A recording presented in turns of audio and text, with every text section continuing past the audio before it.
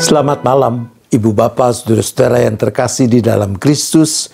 Puji syukur kepada Tuhan untuk kasih setianya yang terus memeliharakan kita, sehingga kita bisa diperjumpakan lagi dalam persekutuan syafaat malam pada saat ini. Untuk segala sesuatu ada jawabannya. Demikian judul refleksi kita dalam kesempatan ini. Karena cerita-cerita yang akan kita renungkan relatif singkat, maka malam ini kita akan mendengar dua cerita. Yang pertama, dikisahkan ada seorang pemeluk agama Kristen yang fanatik. Dia berpendapat bahwa kitab suci harus dianggap benar sampai hal yang sekecil-kecilnya. Suatu ketika, ia ngobrol dengan temannya. Temannya berkata, "Hei sobat, menurut kitab suci, bumi itu diciptakan kira-kira 10.000 tahun yang lalu. Tapi para ilmuwan telah menemukan tulang-tulang yang membuktikan bahwa kehidupan sudah ada di planet ini sejak ratusan ribu tahun yang lampau." Si fanatik langsung menanggapi, ketika Tuhan menciptakan bumi 10.000 tahun yang lalu, Ia sengaja menanam tulang-tulang itu di bumi untuk menguji apakah kita lebih percaya pada pernyataan ilmiah atau pada firman-Nya yang kudus. Terbukti bahwa kepercayaan yang kaku dapat memutarbalikkan kebenaran. Cerita kedua. Seorang pendeta di pedesaan mengunjungi rumah salah seorang anggota jemaat, seorang nenek tua. Sambil minum kopi, mereka ngobrol dan nenek itu mengajukan pertanyaan. "Pak Pendeta, mengapa Tuhan begitu sering mengirimkan wabah kepada kita?" tanya si nenek. Ya, jawab sang pendeta. "Kadang-kadang orang menjadi begitu jahat hingga perlu disingkirkan. Maka Tuhan Sang Maha Baik mengizinkan datangnya wabah." Tetapi, ujar si nenek, "mengapa begitu banyak orang baik juga disingkirkan bersama yang jahat?" Begini, Nek, orang-orang baik itu dipanggil untuk menjadi saksi, jelas sang pendeta. Sebab Tuhan ingin menjalankan pengadilan yang adil bagi setiap jiwa. Bagi pemegang kepercayaan yang kaku, untuk segala sesuatu ada jawabannya. Ibu bapak, saudara-saudara yang dikasihi Tuhan, sebagian pemeluk agama, termasuk sebagian pemeluk agama Kristen, suka mengabaikan ilmu pengetahuan demi mempertahankan arti harfiah dari apa yang tertulis dalam kitab suci, memutlakkan secara harfiah ayat-ayat kitab suci. Tentu saja ada teks-teks Alkitab, teks kitab suci yang sepatutnya diamini dan diimani sebagaimana ia tertulis. Misalnya, pengakuan iman Kristen bahwa Yesus Kristus dibangkitkan dari antara orang mati. Pengakuan bahwa Yesus Kristuslah Tuhan dan Juru Selamat. apa yang diamini dan diimani sebagai kebenaran itu lahir dari pemahaman secara utuh dan menyeluruh dari apa yang dipersaksikan Alkitab. Tapi juga banyak hal yang tertulis dalam kitab suci tidak boleh diamini secara harfiah. Misalnya tentang urutan dalam kisah penciptaan. Kejadian 1 mencatat tumbuhan berbiji diciptakan dan tumbuh pada hari ketiga. Kita bisa membaca itu dalam Kejadian 1 ayat 11 sampai dengan 13. Sementara matahari, ayo, kapan hari keberapa matahari diciptakan? Menurut ayat 14 sampai dengan 19 dari Kejadian 1, matahari baru diciptakan pada hari keempat.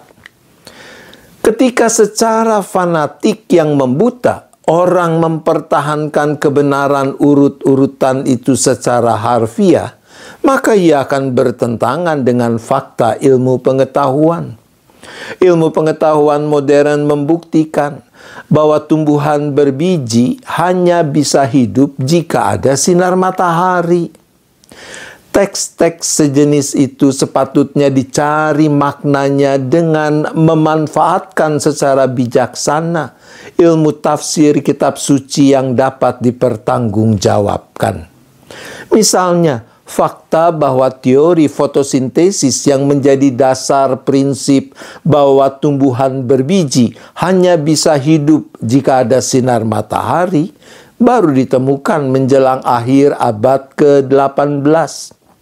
Sementara kitab Kejadian ditulis secara bertahap berabad-abad sebelum awal tarikh Masehi. Jadi sangat wajar kalau dikatakan matahari baru diciptakan sesudah tumbuhan berbiji. Penulis Kejadian 1 yang tidak mengenal teori fotosintesis mungkin sederhananya ingin mempersaksikan bahwa Tuhan Allah itu sungguh maha kuasa dan maha baik. Cukup dengan firman-Nya, maka semua bisa tercipta. Penciptaan versi Kejadian 1 menunjukkan bahwa Tuhan Allah menjadikan segala sesuatu untuk menopang keberadaan manusia yang diciptakan menurut gambar dan rupa Allah. Tapi juga tentang relasi timbal balik di mana manusia diberi tanggung jawab untuk memelihara segala ciptaan. Dengan kata lain, tidak perlu ngotot lalu mereka-reka jawaban untuk mempertahankan bahwa tumbuhan berbiji bisa hidup tanpa sinar matahari. Ibu bapak, saudara-saudara yang dikasihi Tuhan, selamat memaknai kitab suci dengan benar. Selamat menghidupi makna kitab suci dengan bertanggung jawab. Tuhan menolong kita. Amin. Mari kita berdoa. Bapa di surga, ampunilah kami kalau di sana sini kami suka memahami kitab suci sesuai kehendak kemauan diri kami sendiri dan mengabaikan berita yang sebenarnya mau disampaikan. Tuhan, ampunilah kami. Ya Bapa, berilah kami kekuatan dan hikmat untuk mau terus belajar menggali kekayaan makna kitab suci dengan bertanggung jawab, memanfaatkan perkembangan ilmu pengetahuan, khususnya juga ilmu tafsir Alkitab dengan benar. Tuhan, tolonglah kami.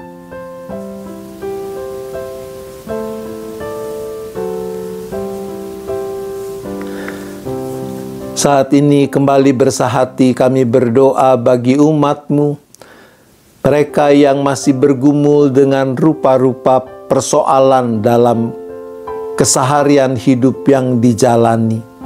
mereka yang masih berbeban karena masalah sakit penyakit, mereka yang punya persoalan karena ketidakharmonisan dalam relasi antar anggota keluarga, mereka yang menghadapi masalah finansial, masalah sumber penghidupan, pekerjaan, usaha, mereka yang sedang bingung karena berbagai hal yang serba tidak pasti di masa depan, entah studi, pekerjaan, perjodohan, dan sebagainya.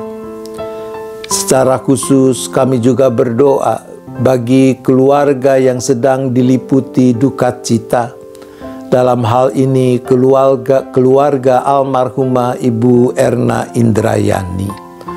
Untuk mereka semua kami berdoa.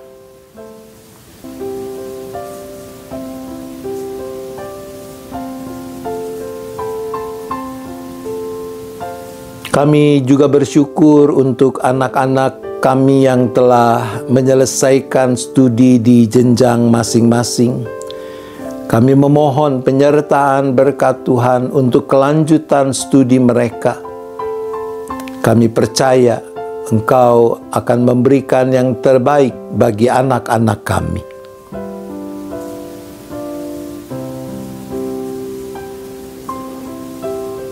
Kembali kami juga berdoa bagi bangsa dan negara kami dengan rupa-rupa persoalan yang harus diatasi, dihadapi bersama. Mampukan bangsa ini, bangsa yang dipenuhi dengan kekayaan keragaman ini, mau bersatu hati, bahu-membahu, membangun kehidupan bersama yang makin adil, makin benar, guna mewujudkan kedamaian dan kesejahteraan bagi segenap bangsa.